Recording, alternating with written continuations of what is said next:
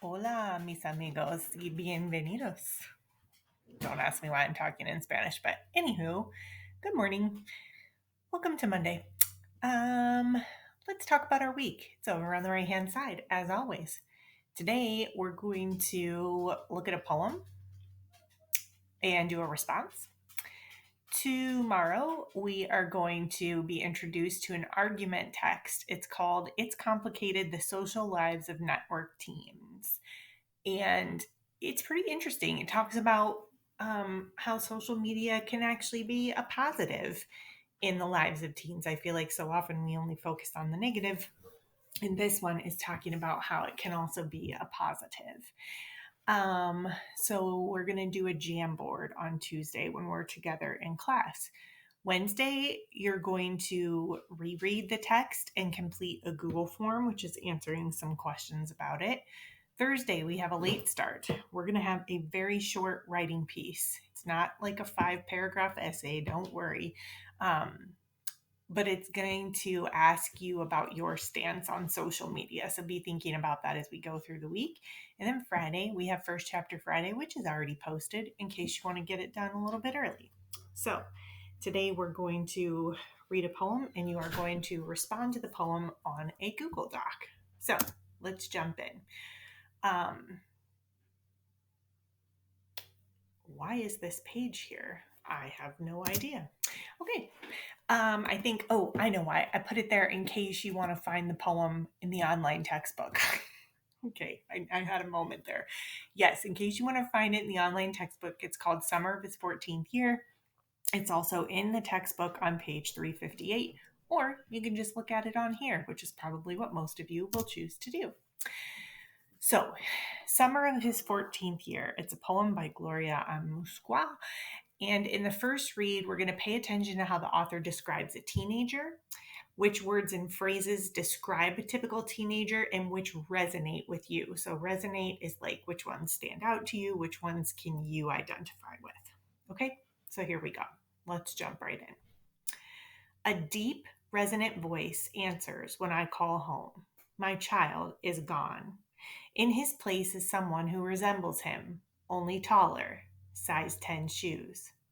Empty sneakers and dirty socks mark his passage down vacant halls. He wanders aimlessly, flexing against walls grown too narrow, as tensely strung as the tennis racket he grips, as easily punctured as the deflated hand of the batting glove. His passions are flung across the hours. He leaves a trail of teenage hunger, half empty Coke cans, stale chips in an unclosed bag. Intermittent impulses, quickly sated, rarely fill his emptiness, never end his searching. Wailing guitars weave a cocoon as he sits cross legged in a recess of his room, his teeming emotions playing on a muted keyboard. He tears at the seams that hold us together and sees in mother only ties to childhood, choking him with nagging chores, cloying protection, closed doors. Surliness is his knife, cutting away the bonds. Silence is his distance, murmuring goodbye.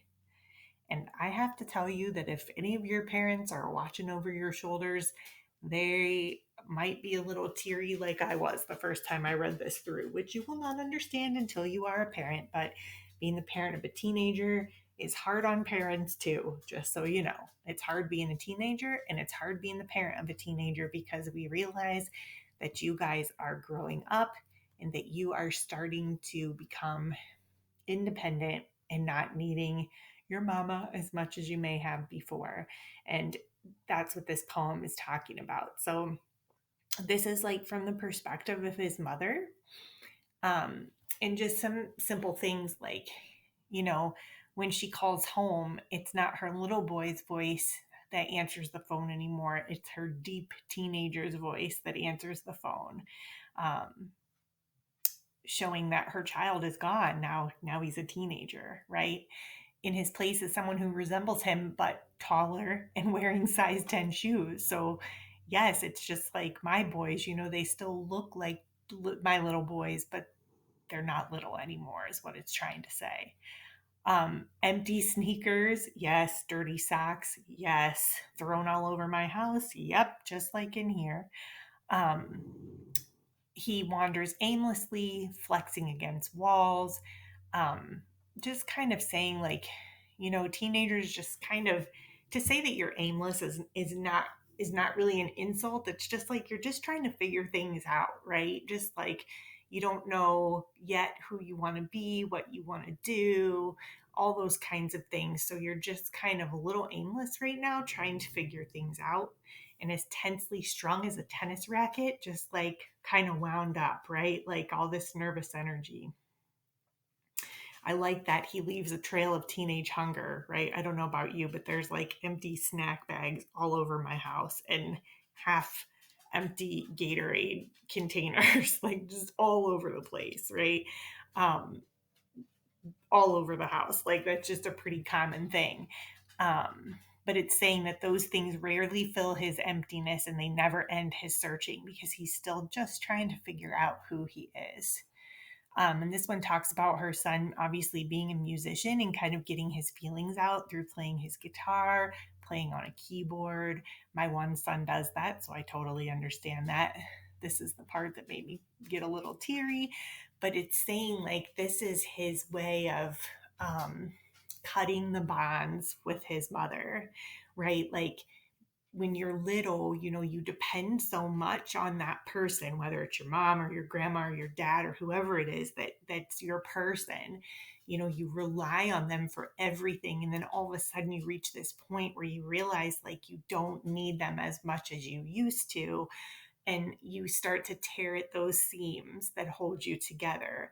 Like, becoming annoyed with your mom and thinking that she's nagging at you and she doesn't understand you, and that's like a very natural progression of a teenager moving into adulthood and becoming independent.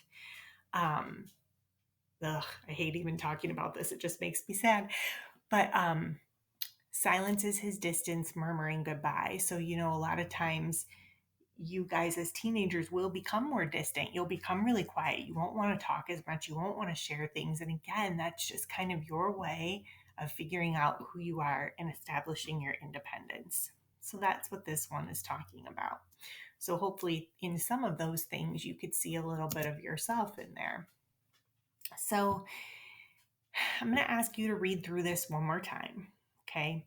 Technically, this is kind of like our third read because we sort of picked it apart the second time through. But I want you to choose 3 lines from this poem that you can relate to and tell me, how do you relate? So the Google Doc I have attached looks like this. It's like a chart that you can type in. And what you'll do is you'll just come over here and type on this side the actual line from the poem, and on this side, tell me, how do you relate? So, for example, hello, this part about empty sneakers and dirty socks,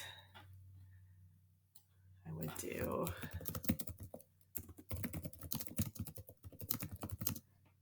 empty sneakers and dirty socks mark his passage down vacant halls.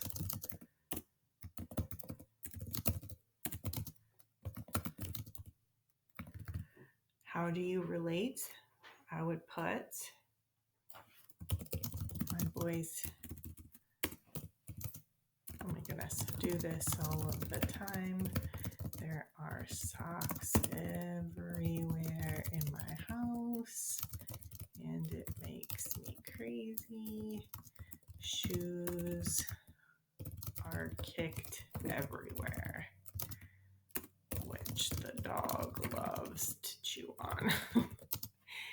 So, obviously, you're going to answer this from your perspective. I'm answering this from a parent perspective. You're going to answer it from your perspective.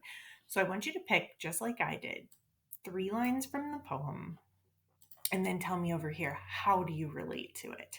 So, this is your line. How do you see yourself in that? Or how can you understand or relate to what they're trying to say? So you'll just choose 3 from this part, or sorry, from this poem. You'll just choose 3 lines that you feel like is something that you can identify with, and that's it. Okay, so you're going to fill this out.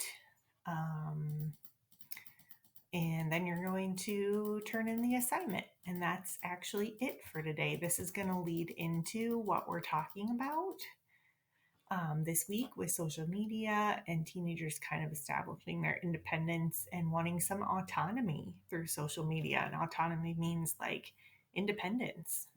Okay. All right, guys. Hope you have a fantastic day, and I look forward to talking with you tomorrow and doing our Jamboard together. See you then. Bye bye.